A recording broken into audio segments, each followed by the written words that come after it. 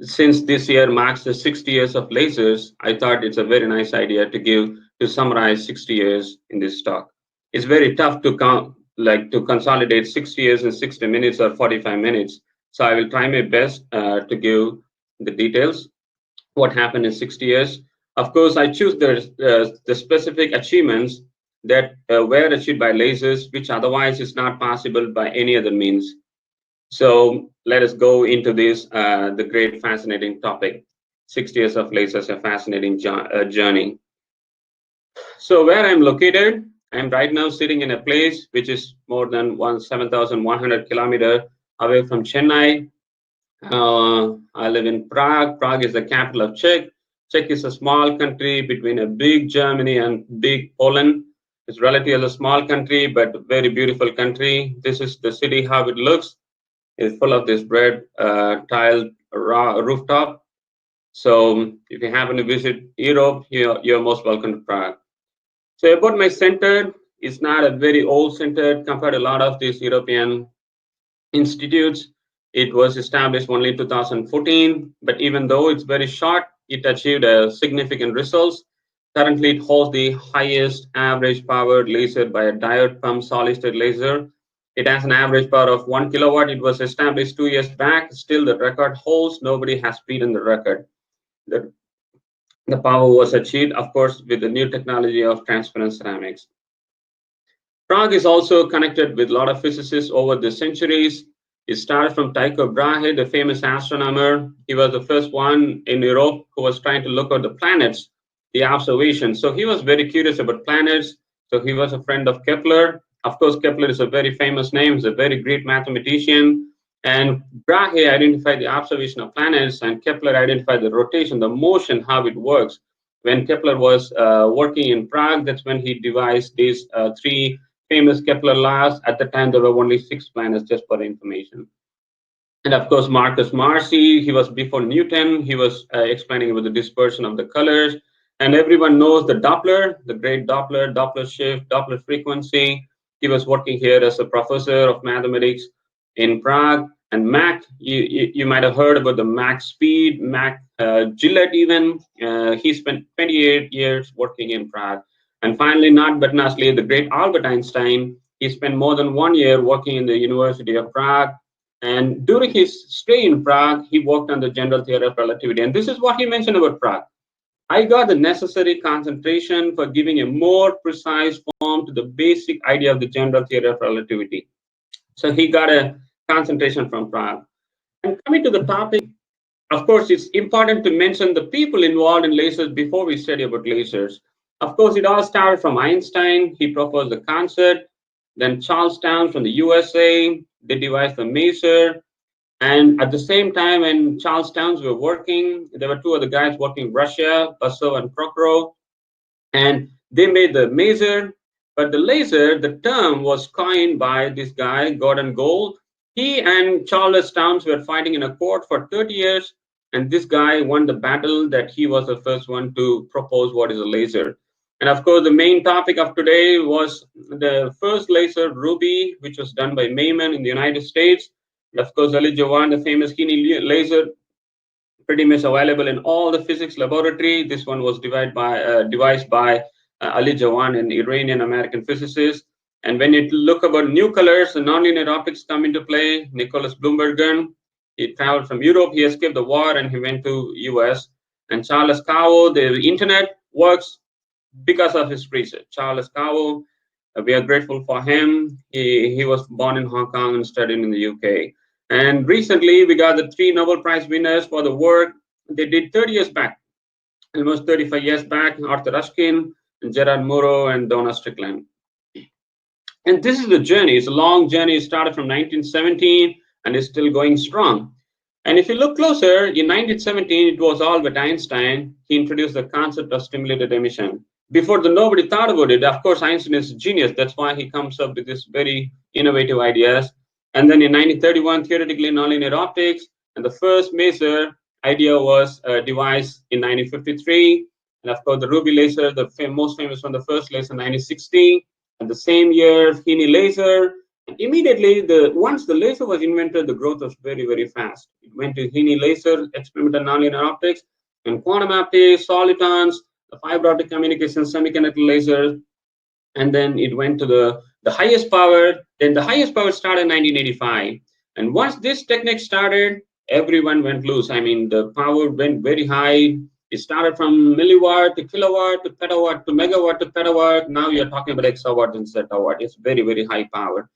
And of course, then immediately the cooling of atom happened. This was a remarkable discovery. I will talk about it. And in 1991, the femtosecond laser, very short pulse. In 10 years, femtosecond became attosecond lasers. And not least, recently, in 5 years back, we detected the gravitational waves thanks to the lasers. And these are the Nobel Prize related to lasers, all the big names. Towns is there, Mayer is there, Bloombergen is there, Phillips and Zuwai, all these guys contribute to the significant development of lasers over the years. So let us talk about lasers before we look into the history. So it's a very simple explanation. So you have an oscillator. Your oscillator is something that is moving back and forth. And of course, what happens to the oscillator? The kid's oscillation will slowly slow down, and then it will end. So if you put the same thing like a cavity, inside a cavity, if you put a light, the light will slowly decay. Then the oscillator will die after some time. So you need something that to boost. If you want a laser, laser is defined as light amplification by stimulated emission of radiation. So you need something to amplify. So you need someone that can amplify so that the light doesn't die, but the light will amplify. So this is the gain media. So the oscillator is simply this two cavity, but in between the mirror, you're putting a gain media. Once you put the gain media, the light, every time it goes, it gets maximum, it gets maximum, it gets maximum, it gets amplified, and that's when you get the laser. See, it looks very simple, right? When you hear this, but that it did not happen that way. So let us look back at the history, how it happened. So it all started with the birth of quantum mechanics. Thanks to Max Planck, the German physicist, the first quantum physicist, he was given a task by a furnace company to find out the best way to heat a furnace. And when he was working out, he realized that when the furnace is hot, it is emitting in a different wavelength. And this is, they call this as a black body radiation. When you heat a subject, it turns from blue color to red or red to blues. These kind of things, color changes is happening. And he was so fascinated what is happening. When he was doing a research, he realized that the atoms inside these bodies are vibrating. So like a packet, like in a quantum, it's like an oscillator. It's like a bunch of oscillators. It's like a ball vibrating. It's like a ball spring vibrating. It's like a separate. And he came up with the idea called quanta. And so he proposed that the energy of the vibration is contributing to the frequency. So this is EH nu. This is the idea that is proposed by Max Planck, and this is the original paper published in 1900. And using his concept, of course, Albert Einstein enters into the picture. He was living in Switzerland at the time. He used this concept and he was trying to explain the experimental observation of photoelectric effect. At the time, it was very difficult to explain how this effect is happening. He borrowed the idea from Max Planck. Then he established the photoelectric effect. And this is the original paper he published in German language in 1905. And he was working as a patent clerk at that time in Switzerland. And so he was very fascinated by Max Planck, and he started, I mean, these are the beginning of quantum mechanics. Like it started from Planck and immediately from Einstein. Just think, these are all working about light, how the light is happening, how the light is happening. So he was so curious. And of course, he got the Nobel Prize 17 years later, 1922, for this effect. So in 1917, after that, Einstein is so curious about light. And this is what he mentioned about light. For the rest of my life, I will reflect on what light is. He was trying to understand what is happening with the light. He was so fascinated with the light. And this is interesting. After 30 years or 35 years, he mentioned all these 50 years of conscious brooding have brought me no nearer to the answer to the question, what are light quanta? He still did not know what is light. I mean, it's a very, very fascinating statement from even from the genius like Albert Einstein. And it happened like after 1900, 1905, and then 1913, Bohr came up with understanding the atomic model. And he came up with this idea that you have a nucleus in the center, then you have orbits like in a level. It's like step by step. And he said, whatever light you see, it depends on the atoms. Why it depends on the atoms? Because you have different levels, and when there is a transition between different levels, different atoms will have different energy, different color. And of course, he's very young. He was very young at the time, and he also received the Nobel Prize in 1922. Just imagine, like Einstein and Bohr got the Nobel Prize at the same time, even though like it was Einstein's Nobel Prize that got delayed. The other funny thing is that when Einstein went to meet Bohr in Copenhagen, Bohr picked him up in the railway station, and they were going in the tram, and they missed the stop. They are going to the next stop, next stop, next stop without noticing because they were so deep in the discussion. And then they took the tram back, and they were coming back. Then again they missed the stop. They were deep in the discussion, so they were very close friends, and they have very nice relationship. And this is what Einstein did. He took the idea of Max Planck, that light is a packet of energy, and Niels Bohr, the atoms are discrete, the energy levels are step by step, and Einstein combines both the ideas and come up with a new concept. And this happened in 1917, and the concept of lasers started by Albert Einstein. So this is what he was thinking. So let us imagine I have an atom, and a photon is coming. This is Planck here, this is Bohr here. So a Planck photon is coming, and the Bohr atom is absorbing, and the atoms go to the excited state. But what happens to the atoms in the excited state? The atoms will decay automatically to the ground state. This one was very clear even with Niels Bohr, but Einstein came up with a very new idea. Let us imagine I already have atoms in the excited state. Now I am having a photon. Now what happens? I'm giving it one photon. The photon is not hitting the ground state, but the photon is hitting the excited state. Now when it gets the excited state, one photon will become two photons. And this will continue, and this resulted in amplification. And this is the original paper of Einstein. It published in 1916. Of course, the English version was released in 1917. And this is exactly what is happening. An atom is in the ground state. A photon is coming. It's absorbing. And this is absorption. Now an atom is coming. Now a photon is coming. When the photon is coming the second time, the atom is already in the excited state. When the atom is already in the excited state, the one photon will become two photons. This is exactly that is happening in the laser. One photon, atom already in the excited state, two becomes four becomes 8. It keeps on amplifying. Just imagine you have 10 to the power of 20 atoms or 21 ions, and the amplification is huge. This is exactly what is happening in the laser. This is a simple definition of laser. So this one Einstein did in 1917, but nobody did it experimentally because it's very not common to have an atom in the excited state. Always the atoms is sit in the ground state. It should be in the lower state. But Einstein thought about imagining an atom in the excited state, which is very, very unusual. It's not thermal equilibrium. People said it's not possible at all. And they call it as a negative temperature. There is nothing called negative temperature. You have low temperature, but there is not negative temperature. So people were so pessimistic, and they did not achieve it. And once Charles Towns was traveling to Niels Bohr in Copenhagen in Denmark, Bohr was asking Towns, so what are you doing? And Towns was replying, see, I am working on this amplification. For this amplification, I need an excited atoms. Then Bohr said, no, it's not going to work. It's not possible. Just imagine, like Bohr is the greatest genius. I mean, it's like a second rank to Einstein. So these are like the biggest scientists. So Bohr said it's not possible. But Charles Towns was so strong that he continued his research. And that's when it happened in 1958. So he was sitting in a park. He had a long history. Charles Towns was working for the World War II. He was working on the radar. So the radar sends a radio signal. The radio signals need some molecules. He was working with ammonia. He called ammonia as his friend. So for better sensitivity of measurement, he realized that he needs something of amplified signal. So he was looking for some kind of amplified light, and he has no idea how to get this amplification. So one day he went for a conference, and he woke up early in the morning, and he was walking in a park, and he was sitting. Nobody was there. He was thinking, how the hell I can get this amplification? And then he came up with this idea. Then he scribbled his idea. So this is what is written.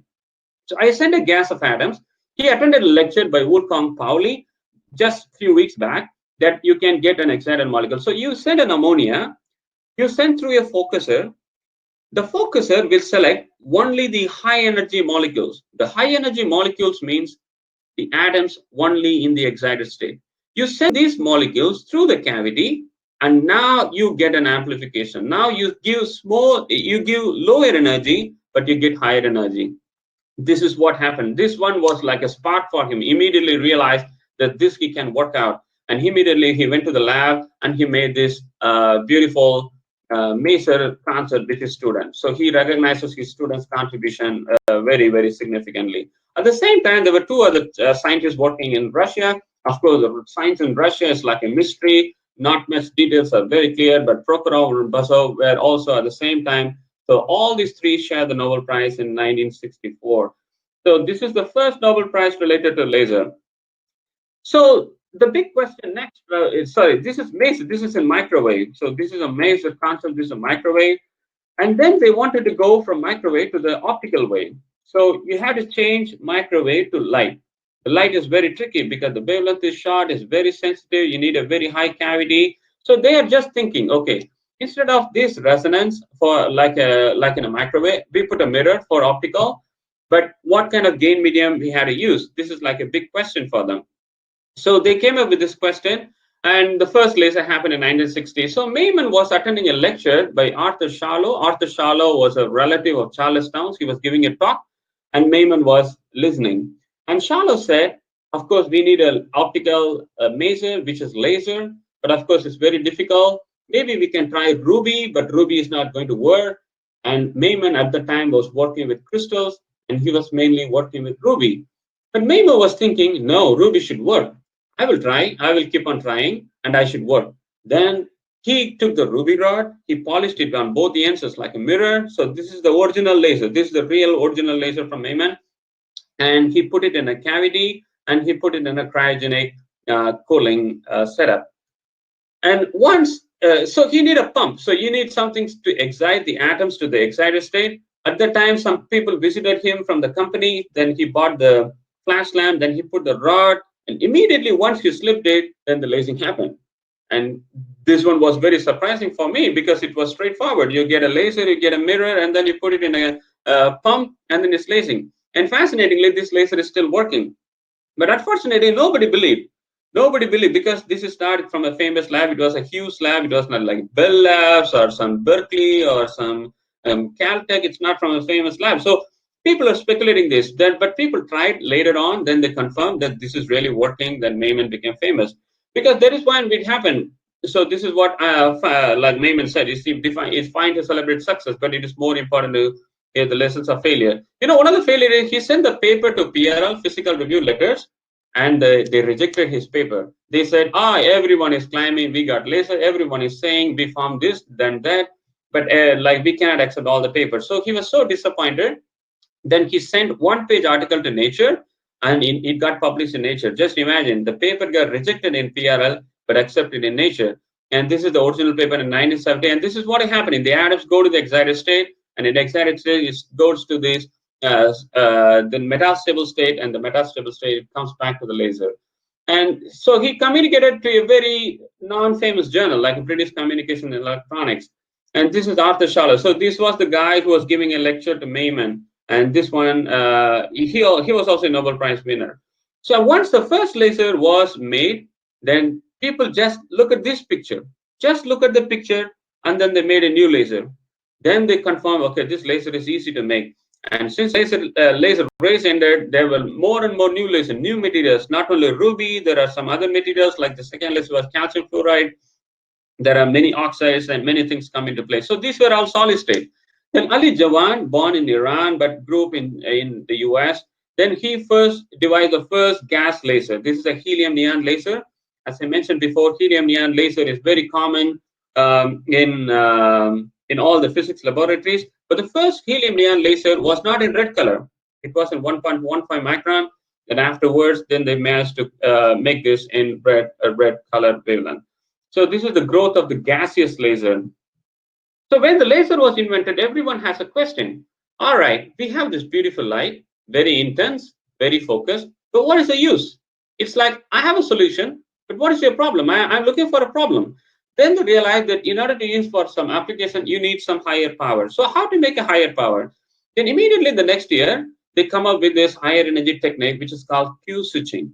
So Q switching is nothing that it's like in a water tub. You close the hole and you store more and more water, then you release the hole. So when the water is continuously flowing, the water will be very, very weak. But when you hold the hole, but suddenly you bust open, then you suddenly have a big flow of water. So this is the Q switching. So in this energy, if you have a high energy, then you will have a high peak power, or you can have a very short pulse, then you can have a high peak power. For example, this is like a CW, you know, the dot dot line. This is like a continuous power. Let us imagine it is in milliwatt. So you have, it's like in a pocket laser. So you have a milliwatt, and the milliwatt is continuous, but this is like continuously blowing. Instead of that, you squeeze all the power, then you make it like a pulse. 1, 2, 3. It's like a pulse. Then this energy, the whole energy, has become a very significantly powered. So you can convert even milliwatt, millijoule of energy into kilowatt. So this is like a good technique to get a higher energy. So the Q switching was introduced by Helworth. So Robert Helworth, he has a very significant profile with Princeton PhD and Oxford postdoc, and he came up with this idea to find this Q switching. So this have this the same Ruby. So if you have an oscillator, the Ruby is giving in a CW, but you put a Q switching. So Q switching is like a hole blocking. So you block a hole and then you suddenly release this. You block a hole and you suddenly release this. So you block a hole and suddenly release this. And in this case, you will have a pulse of low energy but very high peak power. So the Q switching is used in tattoo removal in medical application. This is like dot dot. You may not be able to see it, but this is like a pulse. It comes in small pulses. So this is one of the very remarkable applications of the lasers. And then they were thinking, so what is the idea to make new color? Okay, if it's a ruby is emitting in red color. What if I want to have a blue color or green color or yellow color? How can I make it like a new color? That's when the nonlinear optics come into play. So it was invented by Peter Franken. So this is the guy who is the father of nonlinear optics. So what he did was very straightforward. He passed the ruby laser 694 wavelength through a quartz crystal, and he got an ultraviolet wavelength at 347 nanometer. And he was surprised that this is like a new wavelength generator. So he wanted to send a publication quickly. So this is like a 694 nanometer, and you pass through the quartz, and then you have 347 nanometer. This is like an ultraviolet light. He sent to the publisher. The publisher thought there is a small dot there, and he removed the dot. And even if you could look at his original paper, the first nonlinear measurement is not recorded on the publishing journal. So he used a 3 joule 1 millisecond ruby laser, and he got a 347 nanometer. So this one was theoretically explained by Nicholas Bloembergen. Bloembergen has a very high, remarkable story. He was in Netherlands, and during the Second World War, the Nazis came. So he escaped the war, and he went to the United States, and he went to Harvard, and then he worked in a variety of physics, including NMR and nonlinear optics. And his contribution to nonlinear optics is very significant. He is the one explaining four-way mixing, three-way mixing, all kinds of nonlinear optics. For this contribution on the theoretical work, he was awarded the Nobel Prize in 1981. So if you look at a green laser beam anywhere, like because green laser is now very common, some people are using very high powerful. So this is based on nonlinear optics. So in the green laser, you have 808 nanometer pump diode. This pump is supplied to one crystal, and then that will generate 1064 nanometer. This is the laser. This is the infrared laser. Then you pass to another quartz crystal or any nonlinear material. Then it becomes a 539 nanometer. So this is the nonlinear conversion. Thanks to nonlinear optics, that we are able to see new colors. So you can imagine. So these are a lot of components. You have a pump diode. You have a first laser. Then it's focusing on a nonlinear crystal. Then you have a filter. Then you have a green light. So there are a lot of components inside a green laser. In 1962, the semiconductor laser enters the picture. The beauty of semiconductor laser is very, very tiny, because you can see the ruby laser is big, the HiLASE laser is big, because these are solid state and gas, you need a big gain media. But the beauty of semiconductor is very small. So if you look at this very small diode, if you slice it, this is what is inside. You see this black, this is the laser. It just needs to be supplied by the power supply, and then you can get a laser. You can imagine this is like a needle, and you can see how small it is, and it is widely used in the CD player. So this one was invented by Robert N.Hall from GE, General Electricals, and in 1962. And this is what is happening. So you have a semiconductor, then you pass an electric current. This electric current is passed, and this recombination gives an gives, of course, photon. This is like an LED. Now, probably everyone knows this is like a transistor, but this is like a different material of semiconductor. So when you put these photons inside a mirror, then you will have a laser. So you have the same forward bias phenomena, just like in a photodiode or an LED. And this is exactly what is happening in a semiconductor laser. The beauty of the semiconductor is you can connect as much as semiconductors. So following this, the Holoniak, Robert Holoniak, Nick Holoniak, sorry, he was a student of the Nobel laureate John Bardeen. Then he continued work. Then he came up with the first quantum well laser. So the first laser was not so efficient. You cannot modify a lot, but this quantum well laser is much more efficient, much more focused. And then he invented this 1978. When he joined the Bell Labs asked him to work on silicon. Please focus on silicon. Silicon is very hard. It's used for solar cell. Please work on solar silicon. Poloniak said, no, no, no. I will work on 3-5 semiconductors because 3-5 semiconductor will be the future, and it will be. And he worked continuously, and then he came with the quantum laser. So the semiconductor laser for a small device to a next device, a quantum laser. And from quantum laser, the next one went to this quantum cascade laser in 1994. So the beauty of quantum cascade is you have continuously series. One quantum well, next quantum well, next quantum well, next quantum well. So one electron is coming, one photon is coming, then the electron is still going, and another photon is coming. The electron is still going, another photon is coming. You can see one electron can continuously generate more photons. And just imagine the number of photons it can create if you continuously supply the electricity. And the other beauty is, if you want to change the color, you don't need to change the material. You just change the thickness. If you change the thickness, your energy level will change. If your energy level will change, you will have a new wavelength. So this is the beauty of quantum cascade laser, that this revolutionized the semiconductor laser device. The quantum cascade laser is very remarkable. It's very tiny. Since you can tune the wavelength, you can detect different gases,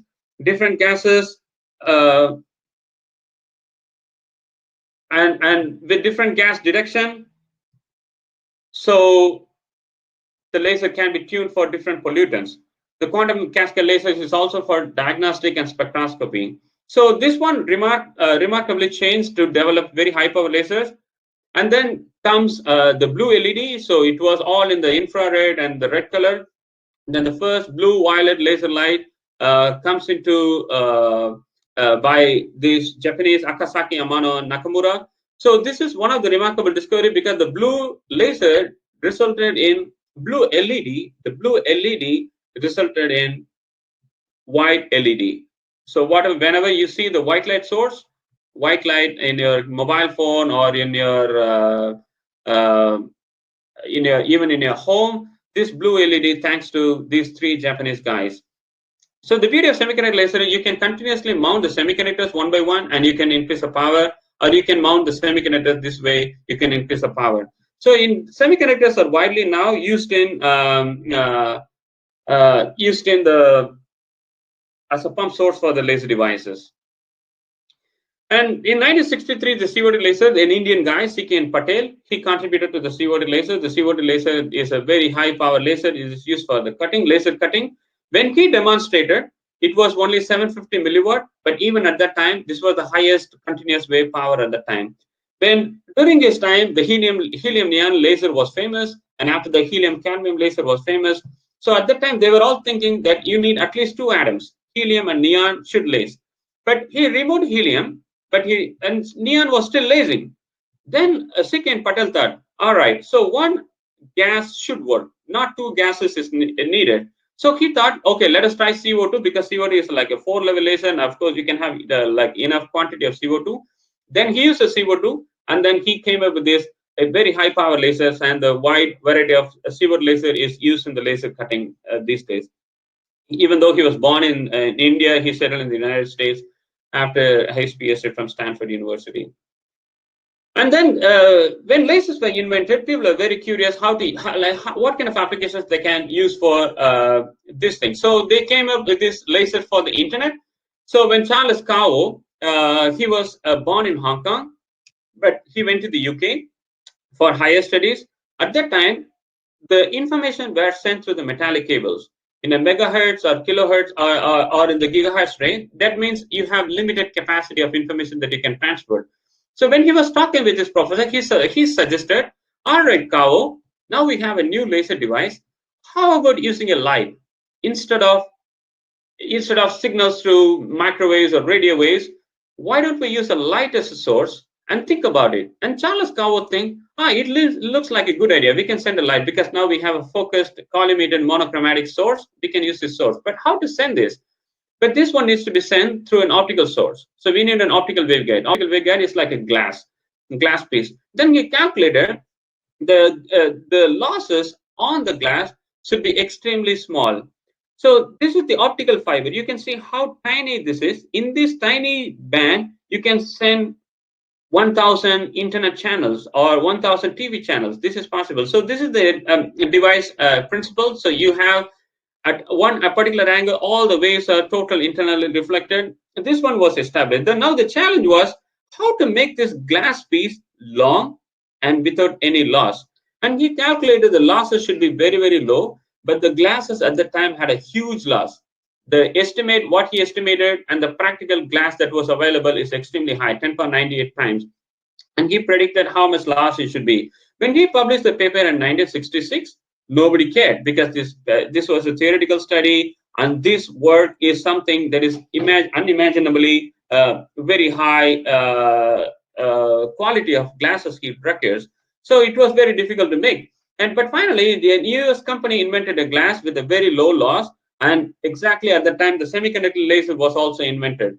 So you put the semiconductor laser coupled with the glass, and then the first optical telecom network was installed in 1977. Within 10 years, then you have an optical source from one part of the planet to the other part. And now today we are sending 95% of the data through the optical networks. Even the talk that I'm giving right now is going through the optical fiber optics, thanks to Charles Kao. So at that time, people are working in labs with different materials, and one of the guy was working in the lab, and accidentally the pump source was focused on a tube. There was a droplet of a dye was hanging, and suddenly he saw a laser light coming from a drop. He was very fascinated. I have a single drop of liquid, and accidentally I passed a pump, and the pump is reflected back and forth inside a drop, and I get a laser. Then he was discussing with his boss, Shallow, and Shallow said, probably anything should lace if we pump harder. Then they bought some jellies. They tried the jellies, but nothing will work. Then they realized that it's not the jelly. It's not that anything can lace. It needs something like a dye. That's when the origin of dye lasers. And the laser cooling was one of the remarkable achievements. Laser. If it's not for laser, then laser cooling is not possible. So the laser cooling was invented by Stephen Chu. He got the Nobel Prize in 1997. This was the first idea, and then later on, Cohen and Phillips joined with a different technique. So this is the idea. So an atom is, if it's moving very fast at higher temperature. So if you have to get a low temperature, you have to make the atoms move slow. And how slow? For example, an atom at the room temperature moves at 4,000 kilometers per hour. But even if you cool down to minus 270 degrees Celsius, still your atom is very fast. It's still like 400 kilometers per hour, still fast. So you have to still cool much further, very close to 0 Kelvin, like a microkelvin or nanokelvin or picokelvin. Then only you will have a significant reduction in the velocity at 1 kilometer per hour for hydrogen atoms. The laser cooling with Doppler limit, it was achieved by Stephen Chu. This is the idea. So an atom is coming. So I can show you. An atom is coming, and you shine a laser. It's like pushing a door. One side is people are pushing from the other side. The other side, the laser is pushing. So you're pushing a door in this side, an atom is pushing, and the laser is pushing on the other side, and the atoms get slowed down. But the remarkable beauty is an atom, let us imagine an atom at rest, absorbs a blue colored light. But if the blue colored light, then the atom will stop. It will interact, it will absorb. But when the atom is moving, the atom will not see a blue color, but instead it will see a violet color, because when the atom is moving, because of the Doppler frequency, the atom will see a Doppler shift, and it will see a higher frequency. Higher frequency means lower wavelength. So now, with the beauty of laser, we can tune the laser to any wavelength. And now, instead of blue, you send a green. And now, when you send a green color, now the atom is moving. When the atom is moving, the atom will not see a green color, but it will see a blue color because of the Doppler shift. When it sees a blue color, it will interact, and then the atom will slow down. The good thing is that, let us imagine if we have 100 atoms, and one atom is going to the left side, one atom is going to the right side, and one atom is going to the top, up, down, anywhere. But the atom that is going in head with this green color only will interact, only those atoms will stay and get cool. When the atoms slow down, it will start cooling. All the other atoms, if the atom is moving on the left or on the top or the bottom, these atoms will not interact at all with the laser, because those atoms will see a different color wavelength. Those different color wavelength, the atoms will not interact. This is a very remarkable, genius idea. This is the first idea came up with this Stephen Chu, and he got a very low temperature in microkelvin, and you can get higher, and he got even 30 centimeter per second, very, very slow speed. And then this Phillips and Cohen came up with a new idea that they can still go further. They can still cool down much further. This is called Sisyphus cooling. Sisyphus is a Roman mythological figure. So he is like the one pushing the stone all the way up all the time. So when you push, and push, he loses the energy. The pushing will slow down. So exactly the same. The atom, if you put a laser beam, it's like a beat. If the atom is in the beat, it goes up. Again, it goes up. Again, it goes up. So every time when the atoms keep on climbing, the atoms lose the velocity and they lose the energy and loses its temperature. This is another technique that they achieved, and this is how it happens. So you shoot a 6 laser beam, then you achieve a cooling, then you trap it with a magnetic field. Of course, if you take to the space, you can still achieve higher cooling. And right now, NASA holds the record for generating the coldest part in the universe. They achieved almost picokelvin, 100 picokelvin. It's really, really low temperature in the space. This is much 10 billion times colder than the vacuum space of the universe. So they kept it in the International Space Station. So why do we need such kind of low temperature? Because when you hold the atoms, you can study the quantum mechanical properties. If the atom is moving very fast, you cannot see it. Yeah, it's very hard to hold and then record. So this can be used to study even atoms or even molecules. This kind of space research, you can even go do some larger scale, in macro scale, even few molecules you can study. And mainly it's used to build the atomic clocks. So if you take a clock, the clock will change after some time. For example, if quartz crystal is by the mechanical vibration, it will slowly decay. After some time, it loses its time. And if you have 2 quartz, one here and one in space, these differences will be small, but this small difference will make a big, huge shift in the measurement. But if you take an atom, the atom transition, the vibrational frequency is same. It's same in Prague, it's same in Chennai, it's same in the United States, same in the space, or same in any corners of the star. The atoms are the same. So they wanted to use an atom as a reference to calculate the time. So an atom is officially defined by the vibrational frequencies of a cesium atom. So when the atom is moving very fast, it still has a frequency movement. Because of the movement results in change in frequency. So when the cesium atom is moving on the right side very fast, this will not be 770, it may be 775 or 776. It's a very small period change, but still there is a change. But if you cool down, even this change in frequency can be avoided. So the best accurate clocks were made at very high, very low temperature, and this clock can maintain the time even for 300 million years of operation. And this accuracy can be used even to find study some effects like a theory of relativity. So Einstein predicted when you move faster, your time slows down. But the time slowing down is very, very small. But these kind of small changes can be detected by theory of relativity. And mainly these atoms are used in GPS.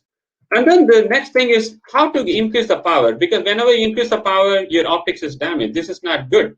Then these 2 people, Gerard Muro, he's a professor, she's a student. Don't think the otherwise. Okay, so he's a professor and this is a student. They came up with this new technique called Chert pulse amplification. It was published in 1985.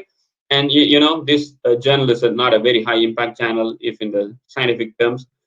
But they managed to do this. This is the technique that they used. You start with a very low.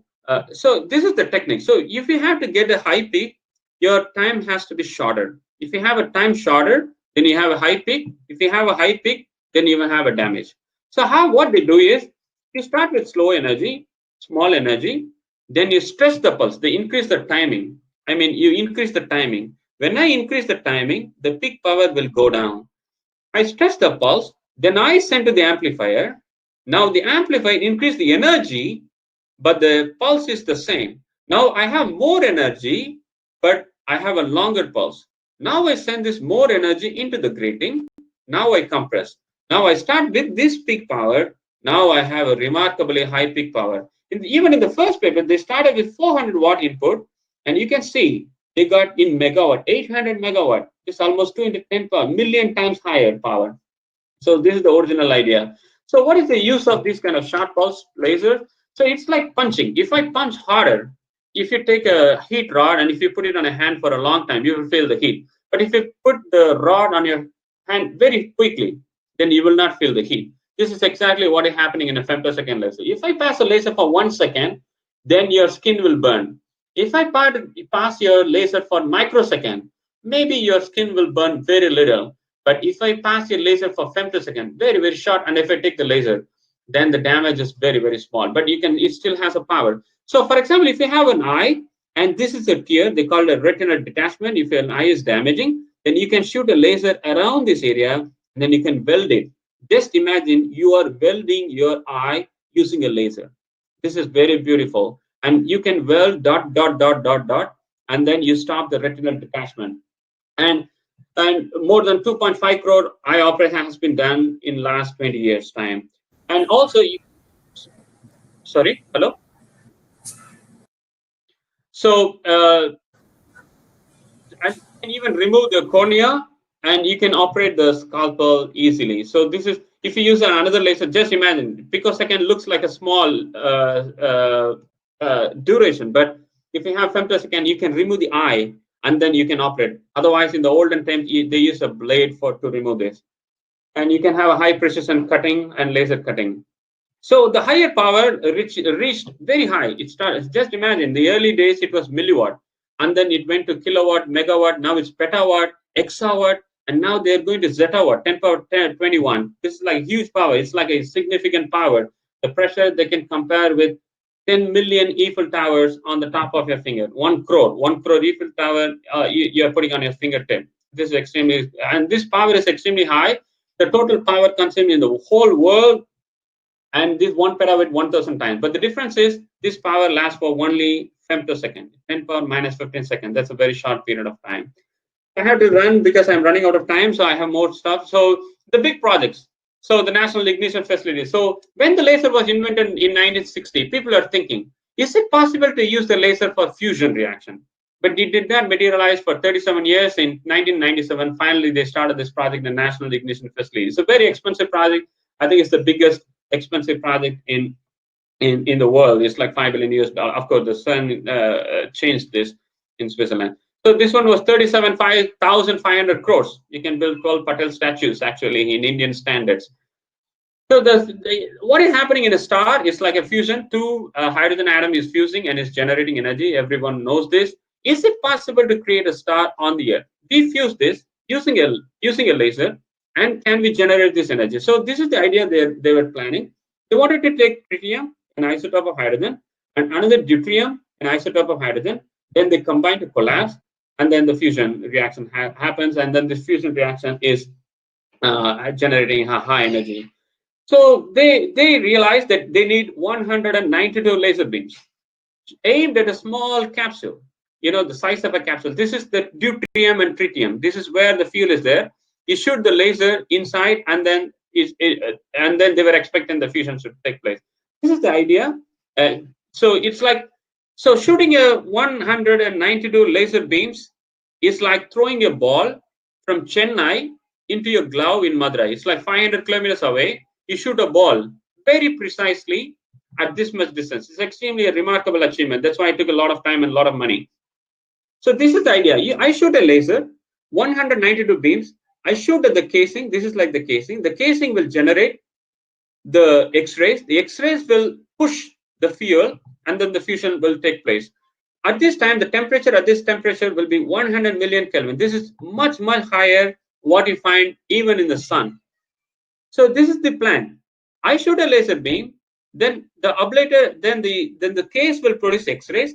The X-rays will push the ablator, the ablator will push again the fuel. The fuel will go deeper very fast, very high compression, and then the fusion will take place. Theoretically, it looks okay, right? So this is the idea. But when they did the experimental did not work the same like theory, and the fusion did not happen. This is very, very disappointing news for the scientists because they worked this for almost 15 years, and finally the fusion did not happen because the theory says it should compress very uniformly. But in experiments, there are some spikes. It's like you're compressing a balloon all uniformly. No, you cannot compress the balloon all uniformly. There are some spikes here and there. So in theory, they did some mistake. They did not include a lot of parameters. That one resulted in this kind of result failure. But right now, they're using for other high energy physics and even for some weapon demonstration and so on. And the other big project is LIGO. This is a remarkable discovery of the laser interferometer gravitational wave observatory. This was a dream. It was dreamed by Einstein exactly 100 years before the discovery. He dreamt it in 1916, and then the first wave was detected in 2016, 100 years after his prediction. So this is what is happening. When two black holes are colliding, the gravitational waves are generated. When the gravitational waves are coming on the Earth is squeezing and expanding. See, this is an exaggerated version. When the Earth is squeezing and exaggerating, this change is extremely small. It's 10 power minus 21 meter. So in order to find this difference, they realized the interferometer is the best technique. So you pass a laser beam on two directions, and the laser beam will go and come back. And when the Earth is not experiencing gravitational wave, there won't be any change in the signal. But when the gravitational wave is coming through the Earth, there is a change in the intensity because there is a change in phase of one direction. So they started with a small diode. As I mentioned, it started with a pump diode, then it generates a power of 2 watt, then they went to 35 watt, then it's 200 watt. So they used this 200 watt laser beam, and then they sent through this big tunnel of 4 kilometers long. So the problem is, even if somebody is walking nearby you, even if far see, this generates some signal that can affect the signal. So they realized they should have a mirror. The mirror should not touch the earth at all. It should be hanging in the air. So they put mirrors that is hanging in the air, and then they pass the device. This is like then they pass the laser. This is like the remarkable sensitivity that can produce. You can detect extremely small, even small changes in the measurement of the compression due to the gravitational wave. And because of the sensitivity, they immediately found after so this was the invention. So this is the discovery. The theoretical match exactly matched with the experimental data. So when the two black holes collided in 2000, like billions of years ago, in billions of years, light years far away, they detected this gravitational wave in 2016. For this detection, they got this Nobel Prize in 2017. So let me just summarize what are the future projects that are coming. So one of the idea is to use the laser for nuclear waste treatment. The nuclear waste treatment is one of the big challenges because you have a lot of huge chunks of radioactive materials. These radioactive materials have to be stored underground for millions of years because some of these radioactive materials have lifetime of millions of years. So in the US, if you take the US, they have a huge area, like hundreds and hundreds of kilometers. Nobody can live there. They're just burying there.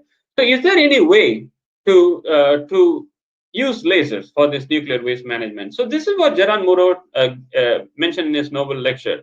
Take a nucleus of an atom. It's made of protons and neutrons.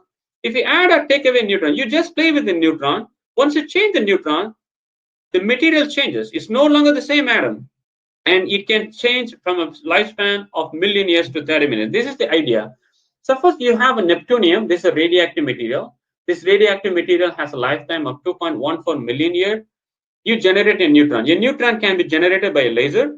So if you shoot a laser on a material, a neutron will be generated. The neutron will hit the neptunium. Once it hits, there is a fission reaction, and then a neptunium will become molybdenum and an iodine. So this molybdenum has a lifetime of only 11 minutes, and iodine. I shoot another neutron, and then this one will become a xenon. It's only 5 days, and it's only 5 seconds, and another beta decay. Then it becomes a stable common. You can beautifully see that you can generate. You shoot a laser, generate a neutron, hit on a radioactive material. You convert from million year to 5 seconds. It's easy. I mean, it's not easy. I mean, but this is like a very genius idea. And the other idea is to use laser for the space debris removal. We have a lot of debris on the space.